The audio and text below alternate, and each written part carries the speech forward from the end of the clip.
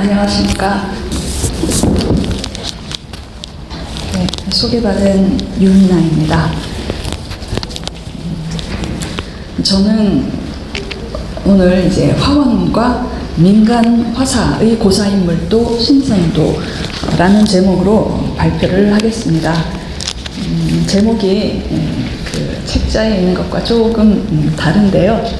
제가 이제 오늘 시도하려고 하는 것은 민간 화사들이 민화를 그렸다라고 보고, 그러면 그 민간 화사들과 화원들 간의 어떤 접점은 어떤 것이 있었을까? 그래서 그것을 그림으로 한번 찾아보는 그런 시도를 해봤습니다. 좀 무리가 있을 수 있지만 같이 보시도록 하겠습니다. 일단 기록을 보면은 화원과 그 민화를 그리는 그 화사들 간의 어떤 그 접점, 아까 이제 말씀드렸던 것처럼 교차점이 보이는 것 같죠. 아마 잘 알려진 기록이기 때문에 익숙하실 거라고 생각이 되는데요. 보면 한낱 광통교 기둥에 울긋불긋 그림을 걸었으니 여러 폭 긴 비단 그림은 병풍을 만들었네. 근래 가장 많은 것은 도화서 화원의 솜씨인데 인기 높은 속화는 산듯이 묘하도다. 이런 기록이 이미 이제 18세기 말 19세기 초 기록으로 남아 있어서 도화서 화원이 이 광통교의 지전에 그림을 내다 팔았다라는 이야기가 이미 이제 나온 바가 있습니다. 또 아울러서 장승업, 이따가 이제 아마 그 영화와 함께 더 심도 있게 살펴볼 수 있는 기회가 있는 것 같은데요. 이 장승업은 조선 말기를 장식했던 아주 대화가였지만 한때 야주계에 있던 지물상에서 민화를 그리던 환쟁이었다라고 하는 김은호는 이제 근대기의 화가이죠. 아까 어진지 작하는 모습도 봤는데요. 구전이 있습니다. 그래서 장승업 같은 경우에는 고종이 불러서 궁중에서 그림을 그렸던 인물이고, 궁중에서 활동을 했던 이 화원과 그 다음에 이 지물상, 지전에서 그림을 그렸던 민간 화사들 간에 얼마든지 교류가 가능했던 그런 상황을 살펴볼 수 있습니다. 1920년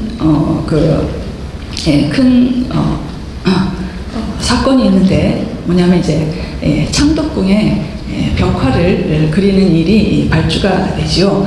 그때 왕실에서 창덕궁 대조전 희정당 경운각 새로 지은 이 건물에다가 벽화를 그리기로 결정을 했고, 그 벽화를 그리는 화가로 일단 서화연구회에 그 다음에 서화미술회 두 기관에다가 의뢰를 합니다. 그리고 대금도 넉넉하게 잡아서 지불을 하기로 했는데요. 이때 이제 문제가 있어서 조선일보 그 기사에 나온 것인데, 그 서화미술회의 김응원이 이 액수를 좀 삥땅을 하려고 했던 것 같죠. 그래서 500원이다 이렇게 얘기를 하면서 그것을 화원들하고 이제 화가들하고 같이 그리려고 했는데, 그것을 알게 된 화가들이 나중에 이제 굉장히 반발을 하게 되고요. 그러다 보니까 지전에 그 환쟁이들, 소위 환쟁이패를 이제 대가지고 그림을 그리려고 하는 그런 시도가 있었다고 합니다. 그것이 또 동아일보에도 기사가 나와 있는데, 지전에 소용되는 십장생이나 두껍다지에 붙이는 채색 그림장이나 그려파는 화공들을 소집해서 이제 이 궁중 창덕궁이라고 하는 그 궁중 그 벽화를 그리는데 이제 같이 하려고 했다라는 것이 큰 문제가 됐던 적이 있습니다.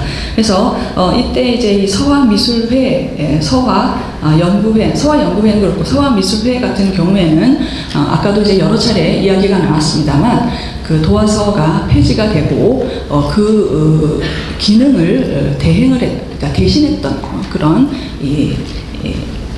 기관으로 알려져 있습니다. 그래서 그 서화연구회에 소속되었던 이 화가들은 그 당시로 치면은 그 조선 왕조의 도화서의 화원이나 마찬가지인 그런 화가들이라고 할 수 있고요. 거기에 반해서 이제 지전의 이 화공들이 이제 같이 등장을 하고 있는 것을 볼 수 있습니다.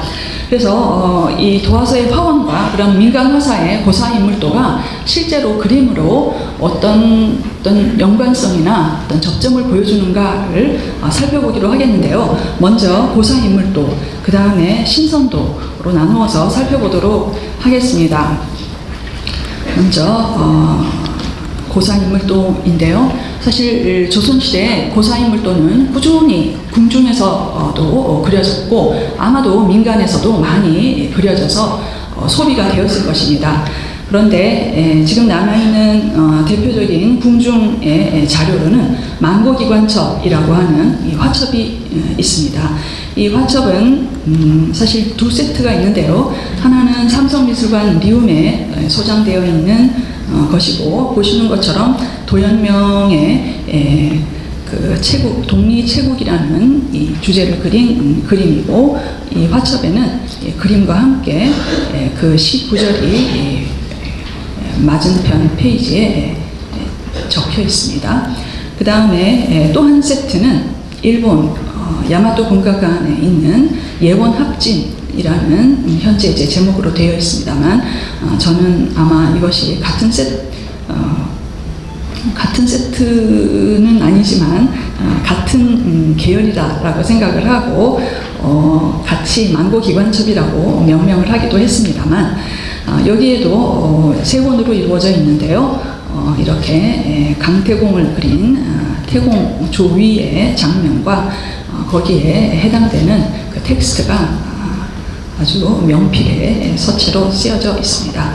자, 이렇게 궁중에서 이 보살인물도가 화첩으로도 꾸며져서 왕실에서 열람이 되었던 것을 볼 수 있고, 김홍도는 뭐 여러 화목에서 다 출중하게 그림을 잘 그렸지만 고사인물도 병풍도 여러 남기고 있습니다. 지금 보시는 이 작품이 국립중앙박물관에 있는 한 이제 병풍, 고사인물도 병풍인데요. 김홍도의 그림을 보면은 이것은 이제 이교남리라고 해서 이 장량이 황석공에게 신발을 주워주는 그런 장면이 그려져 있습니다. 이 그림에서 보시다시피 김홍도는 뭐 워낙 그 궁중 화원 중에서도 아주 탁월한 인물이었고, 고사인물도를 그린 것을 보면은 이 여백을 굉장히 잘 활용을 하고 분위기를 살려서 이 고사의 내용뿐만 아니라 전체적으로 아주 신비로운 그런 분위기까지도 자아내는 그림을 완성을 하고 있습니다. 김홍도의 이와 같은 그림은 민간 화사들이 따라 그리기는 상당히 좀 어렵지 않았을까 이런 생각이 들고요. 그래서 그런지 김홍도의 이런 스타일의 고사인물도는 오늘날 남아있는 이 민화 고사인물도에 좀 찾아보기가 힘들지 않나. 오늘 이제 발표에서 여러 도화서 화원들의 이야기가 나오지만, 아까 초상화, 그러니까 어진을 그렸던 그 화가입니다. 이한철. 이 이한철의 고사인물도와 또 좀 후에 이제 살펴보게 될 화가로 백은배라고 하는 같은 시기에 활동을 했던 도화서의 화원입니다. 이 두 화원에 좀 집중을 해서 한번 살펴보고자 합니다.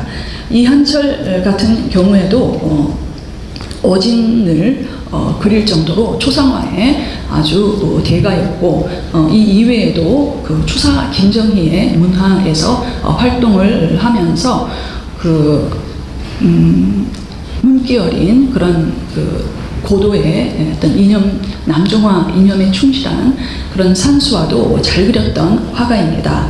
그런데 고사인물도를 또 여러 폭 남기고 있는데, 고사인물도를 보면은 그야말로 프로페셔널리즘을 살펴볼 수 있다고 할 수 있겠습니다. 이 그림은 당나라 때 유명한 그 시인이죠. 이태백의 취한 모습을 그린 것입니다. 당현종이 이태백을 이제 불로라고 하니까 이 신하들이 이제 백방으로 찾았는데 술집에서 완전 고주망태가 되어 있었다. 이제 이런 얘기죠. 그래서 억지로 이제 깨워가지고 왕한테 데리고 가는 그런 장면이 그려져 있습니다. 그래서 여기 이 술에 취해 있는 이 이백의 모습과 그 다음에 부축하고 있는 그 신하들의 모습과 여기 이제 주전의 모습 등이 아주 능숙하게 그려져 있습니다. 이한철이 그린 또 다른 작품으로는 의학문화재단에 있는 이 병풍 그림인데요. 8폭으로 이루어져 있는데 이것은 바로 같은 당나라 때의 유명한 시인인 두보가 지은 음주팔성가라고 하는 그 시를 이렇게 이제 8폭 병풍으로 그려낸 그런 그림입니다.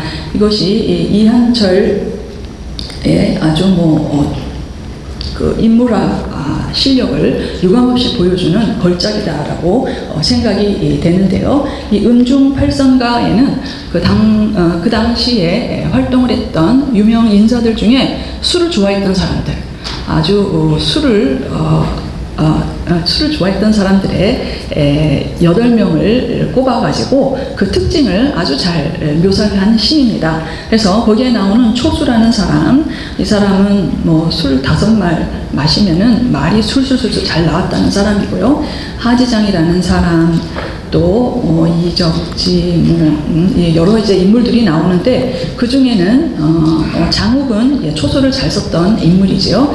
술 석잔의 초소의 달인이다라고 이야기가 되었고 바로 이 200의 이야기가 그 중에 이제 포함이 되어 있습니다. 그래서 201도 시 100편, 200은 술 한 말이면 시 100편을 짓고 라고 하는 유명한 그 19절이 바로 여기에서 유래가 되었습니다.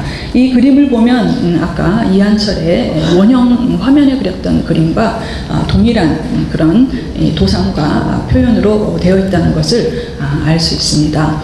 그래서 이 그림, 요 그림 이제 상단에 바로 이 구절이 쓰여져 있고, 이 그림은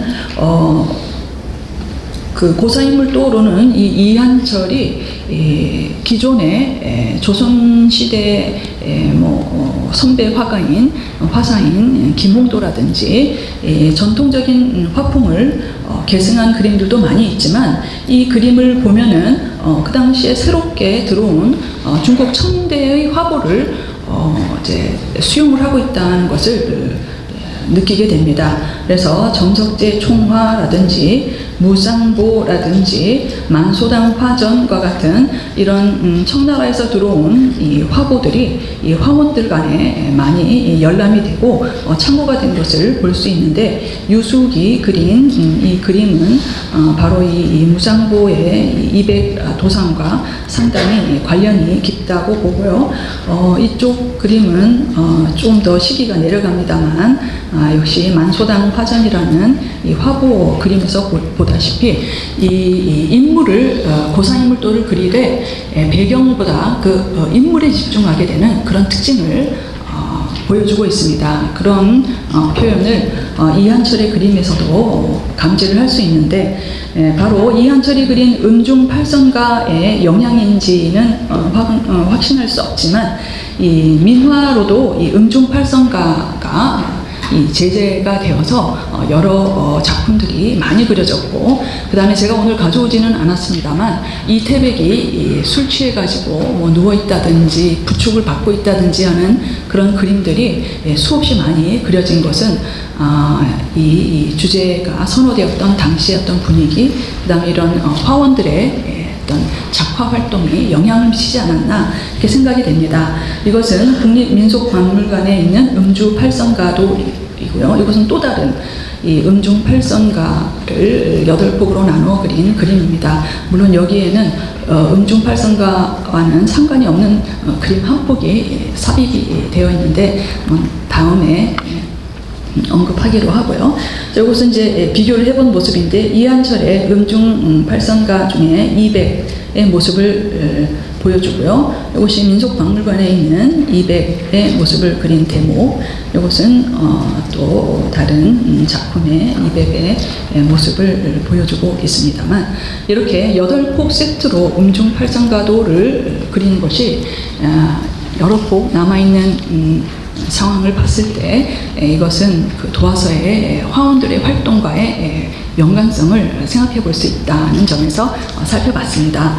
보다 더 주목이 되는 화가는 이 백은배라는 화가입니다. 백은배는 이한철과 함께 같은 시기에 활동을 했던 도화서의 화원이고, 이한철도 자비대령 화원이었지만 백은배도 마찬가지로 자비대령 화원으로 봉직했던 아주 실력 있는 화원이었습니다.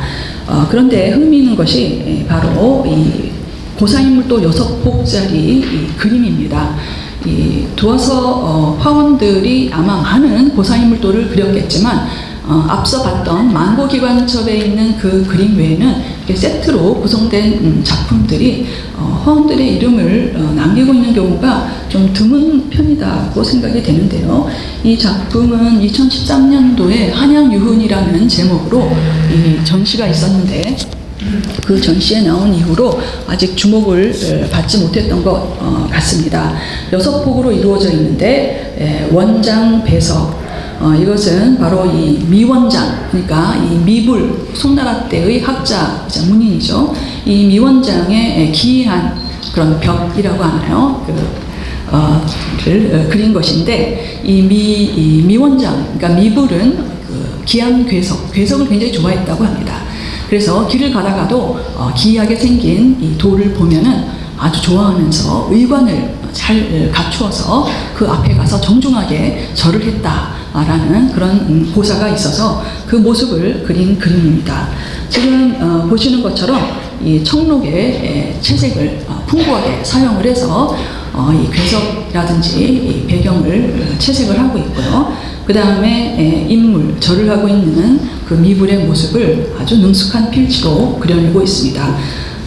또 다른 옆에 있던 작품이 영천세이라고 해서 아마 여러분도 익숙하게 알고 계시리라고 생각이 되는데요. 이 허유라는 사람한테 이 요임금이, 뭐 요순 시대 하면은 태평성대 시대인데, 그 요임금이 자신의 부족함을 느끼면서 이 허유한테 이 천하를 양이하겠다라고 제의를 했다고 하죠.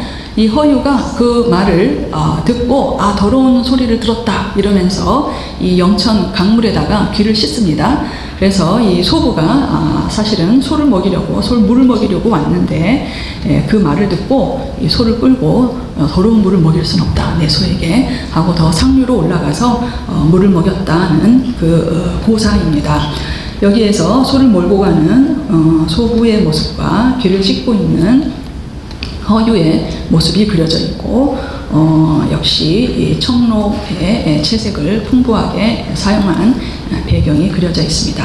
위수 조원은 강태공이 이 위수에서 이제 낚시질을 하면서 때를 기다렸다. 그래서 나중에 이제 주나라를 세우게 되는 문왕이 여기에서 이제 강태공과 조우를 하게 되죠. 보통 이전에 그 명나라 때 대진이라는 그 화가라든지 만고기관첩, 아까 이제 말씀드렸던 화첩인데요. 그림에서는 이 문왕과 이 강태공이 마주보고 있는 모습으로 그려집니다만, 백은배의 이 그림에서 이제 문왕은 등장하지를 않고 이 강태공이 이 낚시질하고 있는 모습으로 그려지고 있습니다. 이 도상은 이후 민화의 고사인물도에 굉장히 깊은 관련이 있다고 생각이 됩니다. 그다음에 이제 백은배의 채국동리, 이것은 도연명의 19절을 딴 것인데요. 도연명은 그 팽택현령으로 지내다가 다 이제 내던지고 고향으로 낙향을 해서 농사를 지으면서 시를 지으면서 은둔을 했던 인물이죠.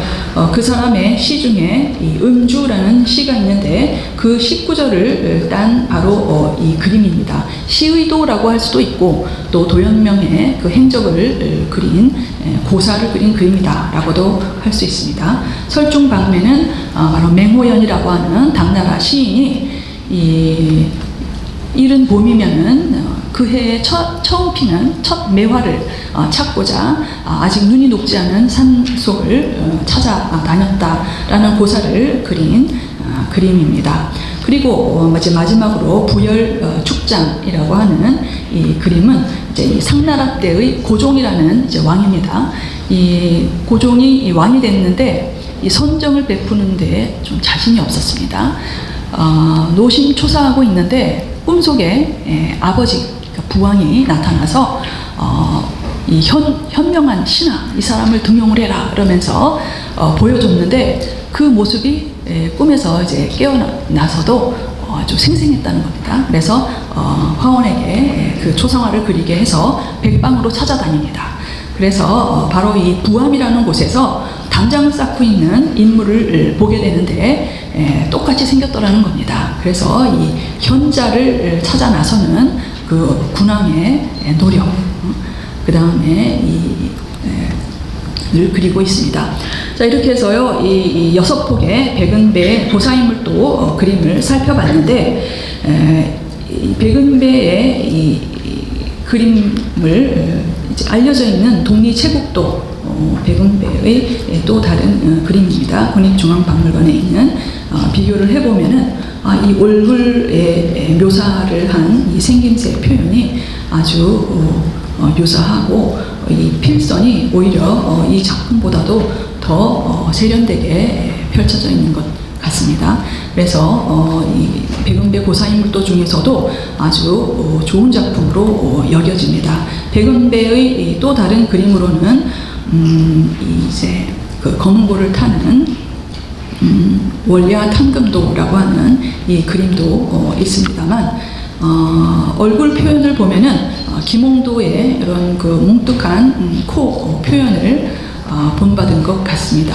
그런데 아무리 이 세심한 부분이라도 아주 정교하게 아주 격식을 갖추어서 필선을 사용하고 있는 것을 볼 수 있습니다. 이렇게 백은배의 작품을 만고기관첩에 있는 작품하고 비교를 해보겠습니다. 만고기관첩은 앞에서 잠시 설명을 드렸습니다만 18세기 전반에 왕실에서 사용하기 위해서 그려졌던 그 화첩입니다. 그래서 같은 주제가 있는데요. 대략 이 궁중 화원들은 같은 도상으로 고사인물도를 계승을 하지 않았나 이렇게 여겨진다. 아까 말씀드렸던 강태공의 그림에서는 기존의 이 문왕과 조우하는 장면이 그려졌던 데에 반해서 백은배의 이 그림에서는 강태공만 낚시질을 하고 있는 모습이 그려지고 있습니다. 이것은 독립체국이라는 같은 제재이죠. 자, 이렇게요. 청록의 채색을 세심하게 사용을 하고 인물 묘사에서는 이 백은배가 오히려 만고기관첩의 표현보다도 더욱 진전된 그런 모습을 보여주는 작품들입니다. 그러면 이 궁중 화원이 그린 고사인물도를 지금까지 봤다고 한다면은 민화 중에 이것과 비교할 수 있는 작품은 무엇이 있을까? 조선민화박물관에 있는 8폭짜리 병풍이 있는데 이 작품 같은 경우에는 마지막 폭에 연대를 알 수 있고 또 서명이 있어서 1908년도 석초작이라는 것을 확인을 할 수 있는데, 물론 이 석초가 어떤 인물이고 어떻게 활동을 했던 사람인지는 지금으로서는 확인할 길이 없습니다. 그렇지만 이 두 병풍에 있는 그 그림을 같은 제재를 비교를 해보면은 상당히 유사한 점을 살펴볼 수 있어서 도화석 화원의 이런 그림은 아마도 민간 화사들에게는 선망의 대상, 그리고 꼭 본받고 싶은 모델이었을 것이고요. 그래서 아주 적극적으로 이 모방이 되고 또 이 제작이 되었을 것으로 보입니다. 그래서 그런 측면을 확인할 수 있는 작품이 아닌가. 그 다음에 지금 보시는 이것은 가회민화박물관에서 전시도 했던 고사인물도 초본입니다. 이와 같은 초본이 당연히 제작이 되어서 또 밑그림으로 활용이 되면서 많은 그 민화의 고사인물도를 이뤄냈다고 여겨집니다. 지금 보시는 것은 K옥션에 나왔던 병풍인데요. 그 중에 이제 고사인물도인데 소부세이의 모습을 담고 있습니다만, 이 도상이 유사한 것은 물론 이제 같은 스토리를 그린 것이기 때문에 뭐 다 똑같이 나오는 거 아니냐라고 생각하실지 모르겠지만, 사실 같은 제재라고 하더라도 그림마다 굉장히 다르게 펼쳐지기도 합니다. 그래서 선문대 박물 죄송합니다. 이거 제가 고치다가 못 고쳤는데요. 이것은 민속박물관에 있는 병풍 그림입니다. 그래서 이 소부세이도의 작품이라도 이 표현이 산수를 더 비중을 두고 그릴 수도 있고, 그 다음에 선문대 박물관에 있는 이 작품 보시면은 이 구성이 훨씬 아기자기해지면서 뭔가 이 작가의 창의력이 더해진 그런 모습을 볼 수 있고요. 그 다음에 죄송합니다. 이것도 가회미나 박물관에 있는 고사인물도 병풍의 이 작품 같은 경우에는 기발한 그런 일단 아이디어로 같은 소재이지만 자유롭게 변형을 시켜서 그려내고 있는 것을 볼 수 있습니다. 동아대 박물관에 있는 소부세이도의 모습이고요. 이것이 이제 또 다른 작품에서는 아예 인물을 생략을 하고 이 산수로만 얼마든지 이 소재를 표현을 할 수 있게 됩니다. 예를 들어서 선문대 박물관에 있는 이 병풍의 아까 본 부분인데요. 상단부에 보면은 이 소만 그려져 있습니다. 그러면은 이 물을 먹고 있는 소는 이 소부가 먹이던 그 소겠구나 하고 짐작을 할 수 있겠죠. 그 다음에 영남대 박물관에 있는 이 병풍 그림에서는 소부의 소, 그 다음에 저기 귀를 씻고 있는 이 허유의 모습이 또한 그려져 있습니다.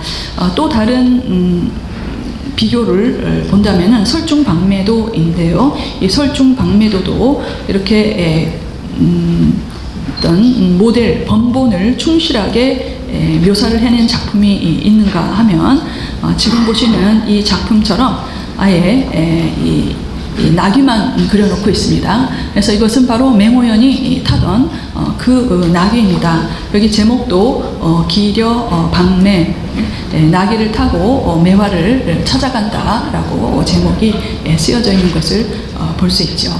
자, 이렇게 해서요, 고사인물도의 어떤 화가의 그림과 민화의 고사 인물도를 비교를 해봤고, 그 다음은 신선도 부분인데요. 마침 이 진도금 견본첩이라고 하는 이 초본첩이 있습니다. 이것이 규장각 한국학연구원에 소장되어 있는데, 이 초본은 신선 그림과 그 다음에는 신선 문자도라고 명명이 되어서 많이 알려져 있죠. 신선과 동자들이 분재라고 해야 될까요? 이 나무가지가 아주 얼기설기 얽혀있는 그런 뒤틀린 모습인데, 바로 어떤 문자를 나타내고 있습니다. 그래서 이거는 부귀하다는 부자, 여기는 귀하다는 귀자, 그래서 귀를 이제 상징을 하고 있는 것이죠. 바로 이런 그 신선 문자도의 초본집입니다. 이것이. 그래서 여기에는 다자, 그리고는 남자, 그래서 다남, 이런 식으로 동자들이 여러 이제 이 화분을 메고 가는 그런 모습으로 그려져 있고, 세 권으로 이루어져 있다고 했는데, 또 하나는 이 지첩입니다. 이 지첩 중에 이 장자, 충자를 이제 볼 수 있는데, 여기에 쓰여져 있는 이 제발을 보니까 그 그린 사람이 이 기숙 출초 이렇게 쓰여져 있습니다. 기숙은 바로 도화서의 화원이고 자비대령 화원으로도 공직했던 박기준이라는 이 화사입니다. 그리고 이쪽 춘자를 그린 그림에는 인진 9월 28일 도내각 직소 출초 합십장.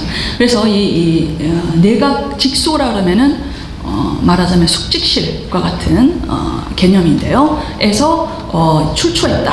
바로 이 그림을 그렸는데 10장을 그렸다. 실제로 이 지첩에는 지첩은 10장으로 이루어져 있습니다. 이 지첩에 있는 모든 그림을 박기준이 그렸는지 아닌지는 좀 더 이제 면밀히 검토를 해봐야 되겠습니다만, 도화서의 화원이 이렇게 신선도의 초본을 남긴 것이 있어서 흥미롭고, 이것은 또 다른 첩, 인첩입니다. 세 번째 첩.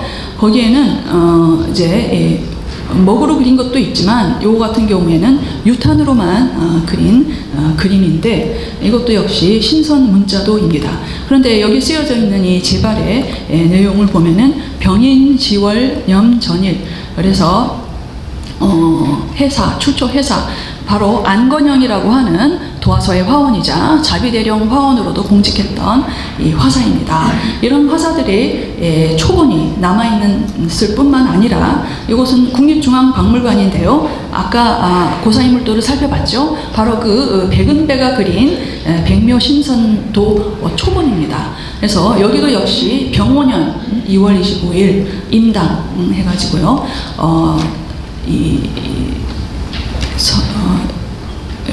발문이 있고, 그 다음에 이쪽에도 역시 임당이, 이건 간송미술관에 있는 것입니다만, 이 연대를 보면은 1846년, 1848년, 안건영은 그린 이것은 1866년으로 보이고, 그 다음에 박기준의 이 그림은 1832년 정도로 볼 수 있습니다. 이것이 어떤 일시에 이루어진 것이 아니라 19세기 중반에 그려진 것이 아마 이렇게 모아놓은 그런 화첩이 아닌가 여겨지는데요.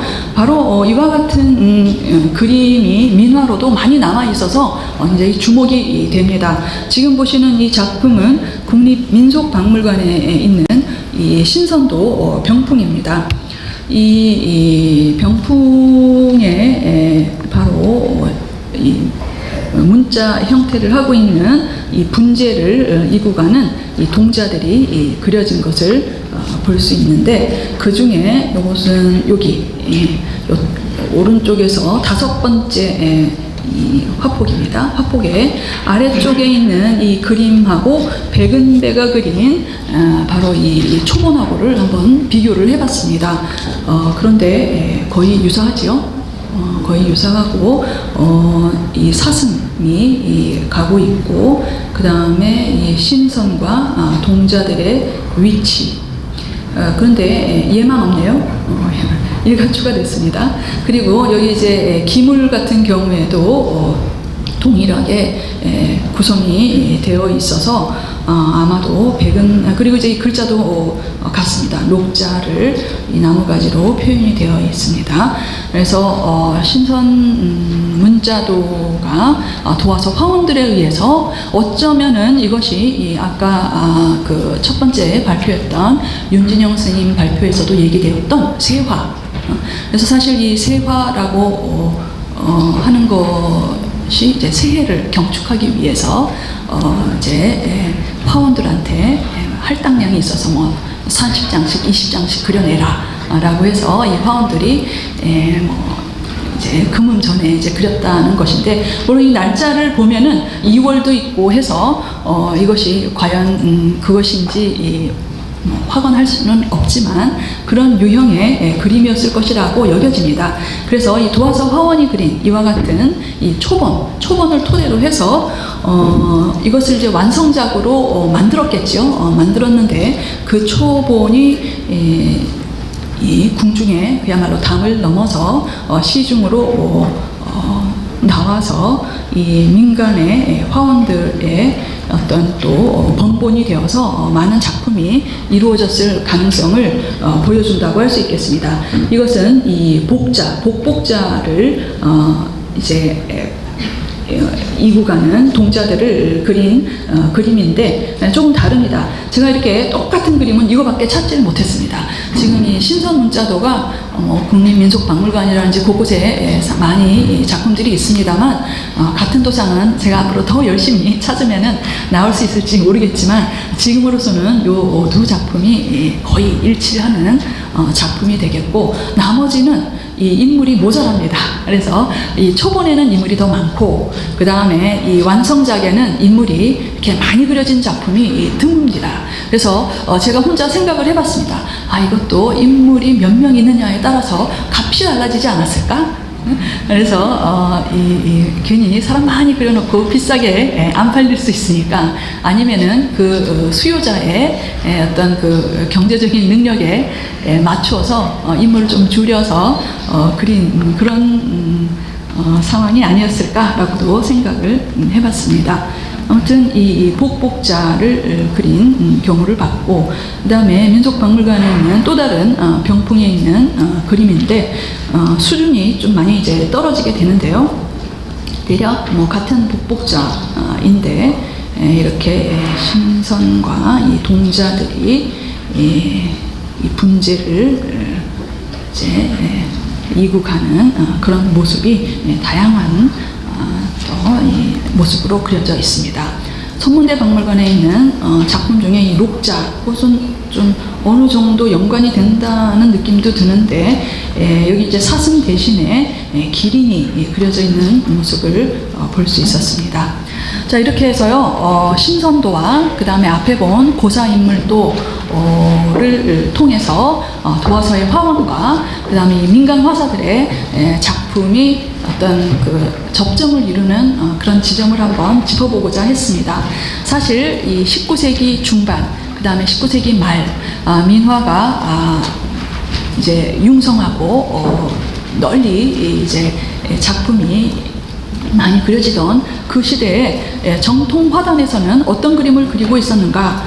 장승업이 청조의 특히 이 상해파의 인물, 그 다음에 산수화풍을 받아들여서 아주 독특한 이런 이 회화를 발전시킨 이래로 그 제자인 안중식이나 조석진 같은 이 화사들이 다 이 상해파 화풍의 그 고사인물도를 많이 그렸습니다. 신선도도 그리고 그 다음에 고사인물도도 그리고, 그런데 민화에서는 이런 그 상해파의 어떤 화풍이 적극적으로 드러난 그림을 찾아보기가 좀 어렵습니다. 물론 이 화폭의 규격이 아래 위로 길어지는 모습은 종종 볼 수 있습니다만, 예를 들어서 이 작품 정도, 경기대 박물관에 있는 고사 설화도 병풍이라는 제목인데요. 이 작품 같은 경우에 이 산수의 표현에서 어떤 그 상해파의 산수 표현을 좀 모방하지 않았나. 그렇다고 해서 인물 표현도 상해파인가 하면은 인물 표현은 또 그렇지도 않습니다.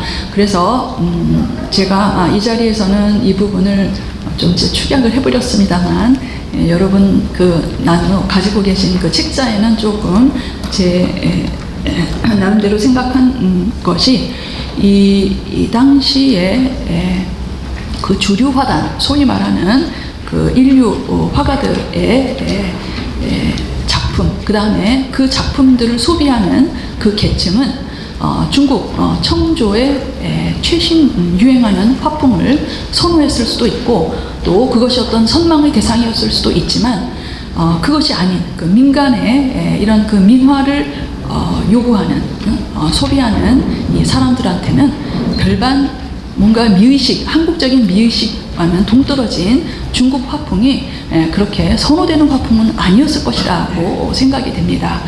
그래서 지금 남아있는 민화 고사인물도들을 보면은 대략 다 앞에 봤던 백은배 스타일의 고사인물도가 위주가 되었던 것이 아닌가. 그것이 조선 후기에 한국 사람의 미감에 맞는 한국적인 그런 고사인물도의 어떤 유형으로 자리 잡았고, 그것이 이 민화에 더욱더 큰 파급 효과를 보여줬던 것이 아닌가 이렇게 생각이 됐습니다. 그래서 결론으로는 민간의 회화에서는 조선 후기 고사인물도 양식이 계승되고 변용되고 극복되면서 자유분방하고 개성적인 화풍으로 전개되었다라고 여겨집니다. 발표 여기까지 마치겠습니다. 감사합니다.